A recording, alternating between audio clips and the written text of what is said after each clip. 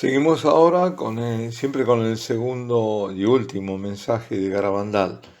Y ahora viene la parte en la cual dice, a la Eucaristía cada vez se le da menos importancia. Debéis evitar la ira de Dios sobre vosotros con vuestros esfuerzos. Si le pedís perdón con vuestras almas sinceras, Él os perdonará. Bueno, ¿qué decir aquí? Lo primero, la Eucaristía es el tesoro de la Iglesia. La Eucaristía es el don infinito que el Señor hizo de sí mismo, es su legado. Es la respuesta de Dios a la humanidad. Porque la iglesia nace realmente el Jueves Santo. Nace con la Eucaristía y con el sacerdocio, que va parejo al nacimiento de la Eucaristía. Porque no hay Eucaristía sin sacerdocio, ni sacerdocio sin Eucaristía. Es un binomio que no se puede separar. Es el sacerdocio que se instituye en la noche antes de su pasión, la que va a hacer posible la perduración del sacrificio de la Santa Misa. Es decir, si hay misa todos los días en todas partes, es porque hay sacerdotes. ¿Y esos sacerdotes dónde nacen? ¿Dónde vamos a parar todos los sacerdotes? Aquella noche, aquel jueves santo, aquella última cena donde consagran los primeros sacerdotes. Antes de la pasión. La pasión comenzará esa misma noche también, en el huerto de los olivos. Y así es como el Señor, gracias al sacerdocio, se hace presente en forma sacramental, pero verdadera, en todos los tiempos y en todas las latitudes, en todo el mundo. La Eucaristía, hay una frase de Henri de Lubac que decía, la Eucaristía hacia la Iglesia y la Iglesia hacia la Eucaristía. La Eucaristía hace y nutre a la Iglesia. Sin Eucaristía no hay Iglesia. Habrá templos, pero no hay Iglesia. Toda la vida espiritual de la Iglesia reconoce su fuente y su cumbre en la Eucaristía. Por la Eucaristía, Dios en Cristo santifica al mundo. La Eucaristía celebrada es la cumbre, es el máximo del culto que en el Espíritu Santo los hombres dan a Cristo. Y además por Cristo, con Cristo y en Cristo se lo dan al Padre ese culto. La Eucaristía es signo sacramental, ¿qué quiere decir? Que es un signo sensible, que yo lo puedo ver, lo puedo tocar, pero que me está llevando a una realidad que es muy superior a lo que yo veo y toco, que es la presencia del Señor. Y la Eucaristía celebrada, ¿qué celebro yo? El sacrificio. El sacrificio en forma incruenta del único sacrificio redentor que él cumplió en el Monte Calvario, en el Gólgota. Y además entro en comunión con Dios y a través de Dios con los hermanos. En un banquete sí, pero que es un banquete místico, sacro. Todas esas dimensiones están íntimamente unidas. La presencia alude a la presencia única, real, verdadera, diremos sustancial de la persona divina de Cristo. En la Santa Misa hay una representación, pero ¿en qué sentido? No una representación teatral. Se representa, se hace de nuevo presente el único sacrificio del Gólgota. Es decir, el cuerpo del Señor, que es entregado en sacrificio por nosotros, y su sangre que es derramada por nosotros, para el perdón de nuestros pecados. Y por la Eucaristía nos unimos en comunión íntima, como decía antes, con Dios y entre nosotros a través de Dios. El cardenal Ratzinger tenía unas palabras muy, muy bonitas sobre este misterio. Decía, ¿qué sería de nosotros sin la Eucaristía? No habría iglesia, no habría sacramento, no habría sacerdocio, no habría presencia, esa presencia única de la persona de Cristo.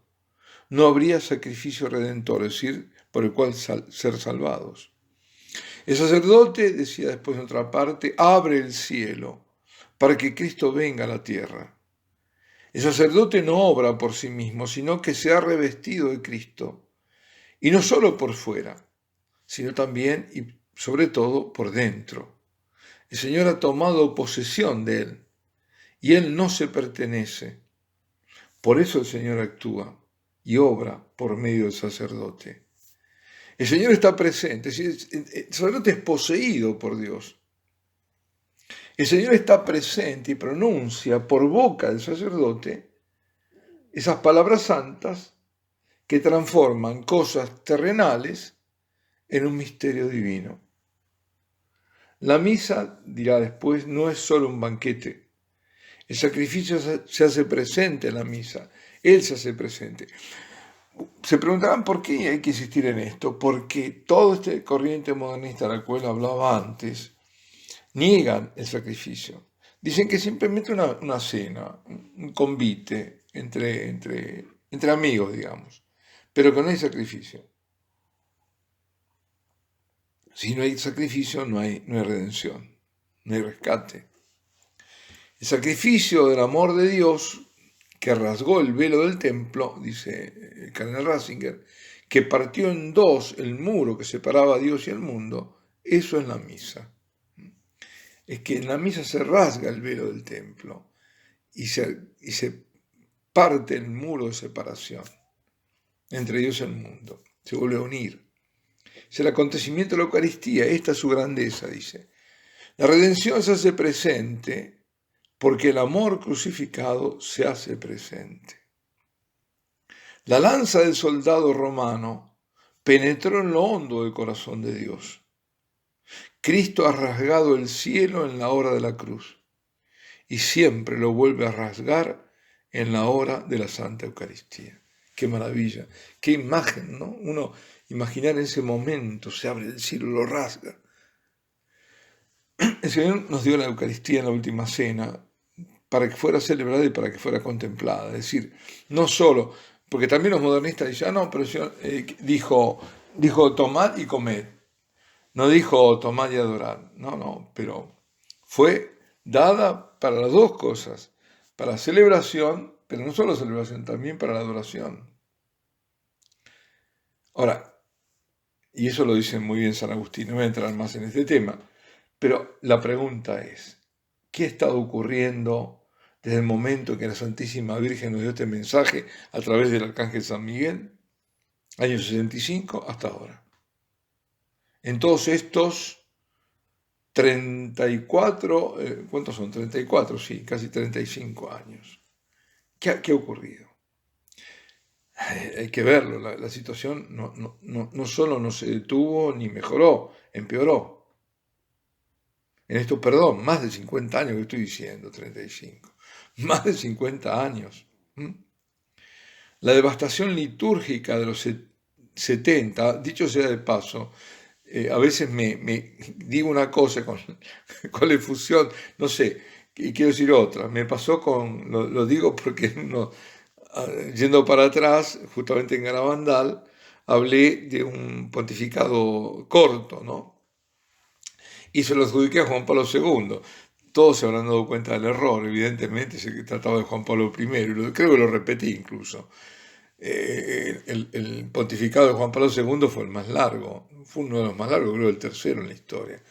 Pero, o el segundo o el tercero, no recuerdo.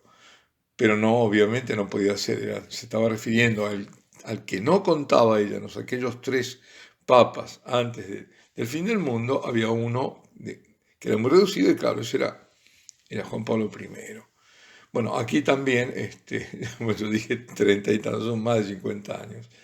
Desde entonces, la devastación litúrgica de los 70 perdura y se agrava. Se agrava, ya se perdieron los comulgatorios en muchos lugares, los reclinatorios, se les impide a las personas que tengan un gesto de adoración, arrodillándose en momentos de sagrada comunión, con la excusa de que están rompiendo la unidad. Ahora, cuando conviene, entonces ahí se rompe la unidad. Y cuando no conviene, hay que ser diverso. La diversidad es un gran bien de la Iglesia. ¿En qué quedamos? Se han arrinconado los sagrarios, ni que hablar de las calamitosas celebraciones sin reverencia alguna por el sacrificio eucarístico, ni por la presencia sacramental del Señor. La comunión con un gesto vulgar, de pie, en la mano, exenta de todo gesto de reverencia, de adoración. Una cosa vulgar. La eliminación de la acción de gracias luego de la comunión. El desprecio por el culto de adoración fuera de la misa, que provocó todo esto, la destrucción de la fe. Ahora comento algo, ¿no? Así, hoy justamente leí en una diócesis de Italia, la diócesis de Reggio Emilia, el obispo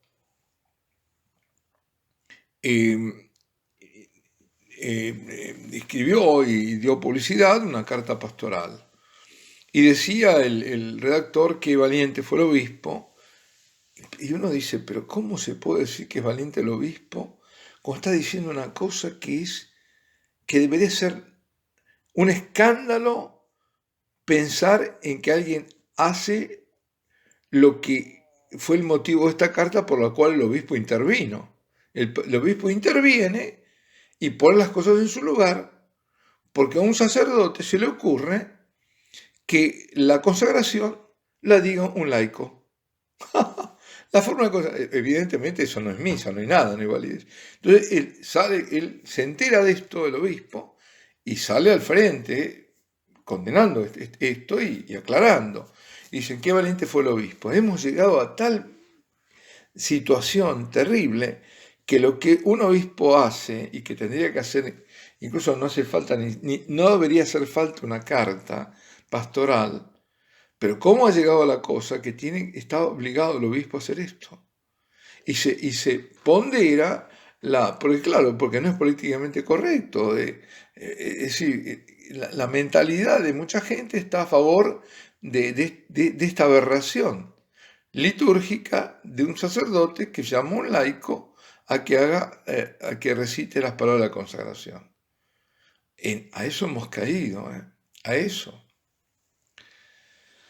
Y bueno, si las celebraciones son así, ¿qué vamos a pedir a los fieles? Personas que comulgan, por supuesto, sin las divinas disposiciones. Además que ni se les dice, ¿no? Que están en estado de gracia. A mí me pasó. Yo siempre estoy de paso en las iglesias, obviamente, no tengo parroquia. Y entonces, en una, hace tiempo, pero no mucho, en alguno de estos países, recordé a las personas que hay que estar en estado de gracia antes de recibir la comunión. Y al final de la misa se puso furioso el sacerdote conmigo. Que no hay que molestar a la gente, que no hay que decirle que lo saben. ¿Qué van a saber? No saben nada. ¿Cómo se van a molestar porque uno les diga que tienen que estar en estado de gracia? Yo ese pecado no me lo quiero cargar encima. No, no, no. El de omisión, el de no decir. Pero si la gente no sabe que está la presencia real, se cree que es cualquier cosa, un símbolo, bueno, lo tomo como lo tomo. Es decir, se ha banalizado a un punto extremo la Eucaristía. La devastación litúrgica es total. Y eso es la razón, la principal razón, como advertía el Papa Benedicto XVI en su momento, de la pérdida de la fe en la Iglesia. Y esto ya lo decía incluso cuando era prefecto para la doctrina de la fe. Decía, en la crisis de la fe que estamos viviendo, el punto neurálgico resulta cada vez más la recta celebración y la recta comprensión de la Eucaristía. Y decía que sin la Eucaristía la iglesia se convierte en un museo. Lo que está pasando. ¿Cuántas iglesias se han vuelto museos? El Papa Pablo VI decía en sus días, la iglesia se ha protestantizado. No sé si lo decía con estas palabras, pero lo daba a entender. A la Eucaristía se la degradó a un mero banquete convivial, a la manera protestante, negando el carácter de sacrificio de la misa y confundiendo lo que es, solo para nosotros y los ortodoxos que mantienen la sucesión apostólica, el sacerdocio, confundiendo, lo que es con lo que no es. Puesto que las cenas protestantes son nada más que memoriales. Cuando vosotros empecéis a escuchar la palabra y repetido, memorial, memorial, y no se menciona sacrificio, atención. Porque la celebración eucarística se volvió no el sacrificio del Hijo, que se ofrece al Padre, sino una cuestión puramente horizontal, un banquete festivo, un asunto entre el que preside la asamblea y la asamblea misma. Vamos a detenernos aquí. Alabado sea Jesucristo.